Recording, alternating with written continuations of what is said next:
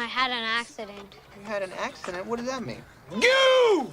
Pissy Pants Player of the Week. All right, lead us in, buddy.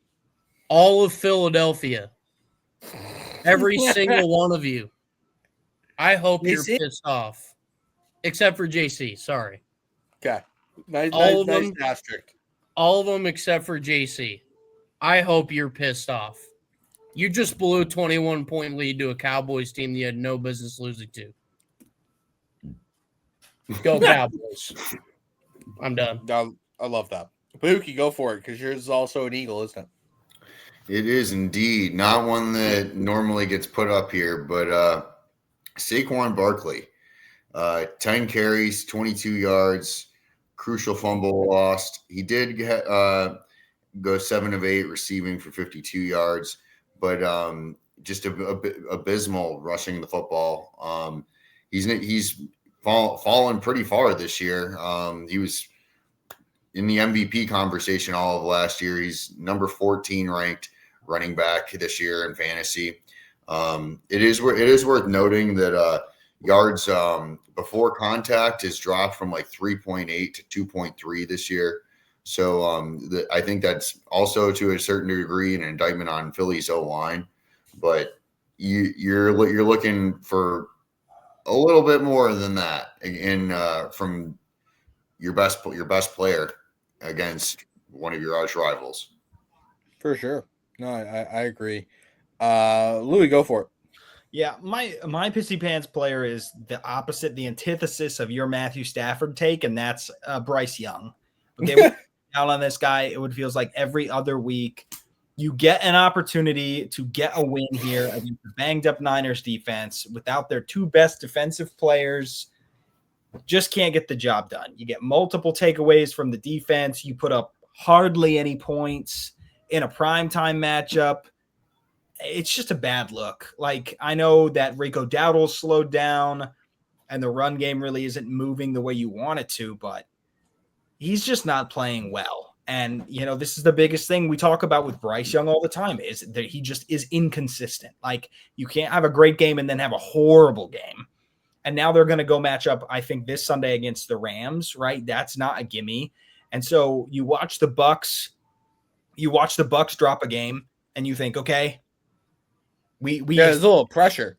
Yeah, we have a chance at this division, and you just can't capitalize on it. And then you're going to walk straight into the razor blade that just bent them over the barrel. Like, he's just, I don't know. He's underwhelming in every big moment, and that's going to become the story, I think, of his NFL career.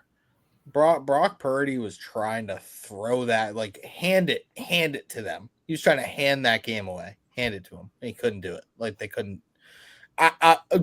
Egg on my fucking face. You want to talk about shitty calls? I thought that the Panthers were live to win that game and win the division. Me looking foolish, like Clint's Falcons had me thinking they were good, but clearly that was going to be my position was going to be Bryce Young against the Falcons looks like fucking Johnny Unitas, but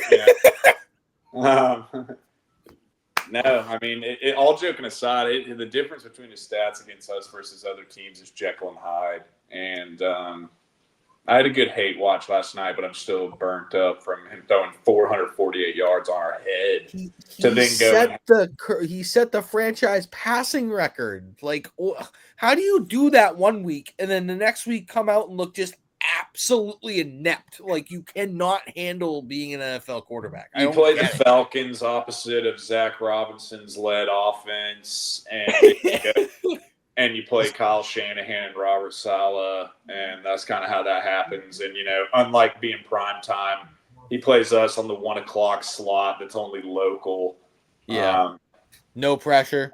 No chance of winning the division at that point either. You're just going out there just like, let's just go out there and play. Not like you watch Tampa lose, you watch Baker go out, and you're like, ooh, we might actually have a chance. Like, it's like I laugh my ass off it. The like NFL on Fox pregame show. They're talking about Saints Falcons, and they like kind of cut away from Gronk because they like didn't want him to downplay the matchup. But he just comes on and goes, he's like, we know the serious implications of this game. We've got to find out who's going to be third place in the NFC South. They're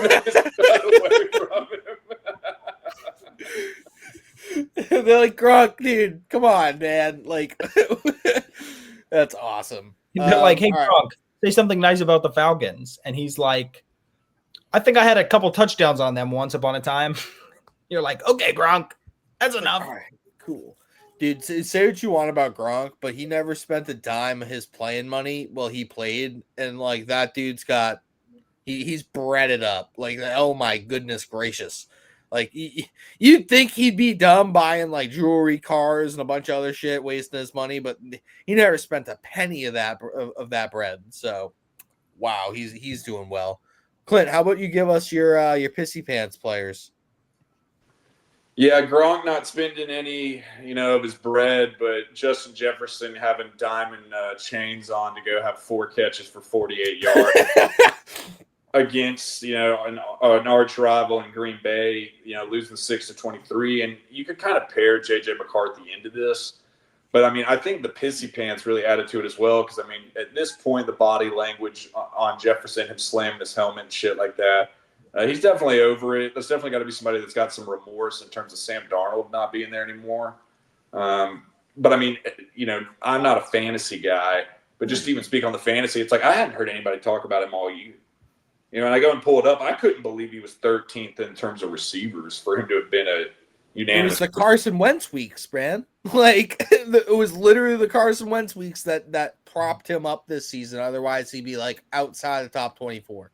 No, absolutely. So I thought that was kind of a good antithesis to – we talked about some of the guys that really showed out in rivalry matchups.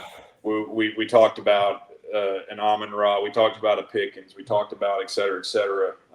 That was one that was just a big dookie. In terms of, honestly, a Green Bay team that it's like, hell, 2-3 weeks ago I was hearing ridiculous rumors about, them not being really committed to LaFleur and him looking like he could be on the way out, and they go and hang – a 2-touchdown-plus win on you. For him to be the face of that franchise, I thought that was real pissy, real shitty. So that was one for me. I'm kind of on a receiver theme with the picks today, but somebody I'd like to see come back for him to be one of the better players in the league. But right now, I have to imagine, all these cute little videos of J.J. McCarthy, like grinding his teeth and shaking in the locker room.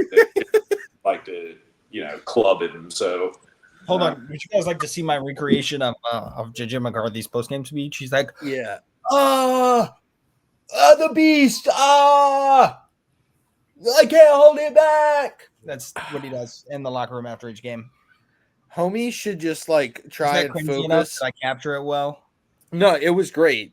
And, like, my point to that is, like, he should probably focus on trying to be a better quarterback than, like, Jamarcus Russell rather than trying to, like, figure out how to, like, get clout with what he's doing. No, it's actually statistically speaking. I don't know if you saw that shit earlier, but, like, it's gross. It's one of the most disgusting things that we've seen. And, like, Jamarcus Russell was playing on, like, a Raiders team that, like, shipped off Randy Moss for free. Like that team was just that franchise and operation was abysmal, and J.J. McCarthy is in probably the best situation a quarterback could land in.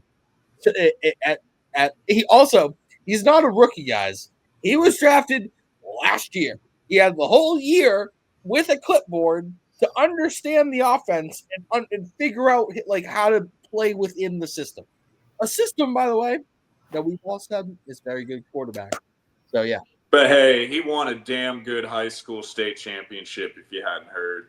Bro, he really handed the ball off nice in those Michigan wins when they won the Natty. He was really good. I kept hearing people go, oh, his arm angle, this. I'm like, this guy doesn't throw the football. Actually, guys, I have a breaking news story here if I can share it. Please do.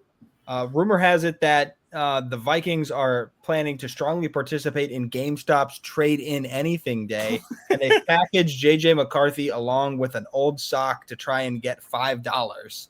So we'll see if they can turn that franchise around. Oh, dude! Oh, that was brutal. I thought that was good. I thought you were actually gonna give me like something for like sports like related. That was good. I liked it. All right, Nolan, did you go?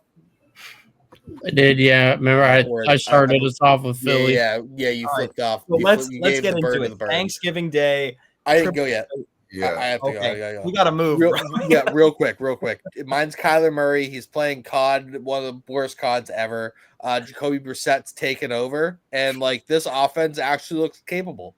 Like Michael Wilson, all of a sudden, is just like Jamar Chase. Like he's getting 15 targets every single week, 10 catches over 100 yards. Trey McBride getting 15 targets every week and 10 catches over 100 yards. It's like, why wasn't this happening when your superstar number 1 overall pick quarterback's in? Like, why do you have to get Jacoby Brissett in there to do that?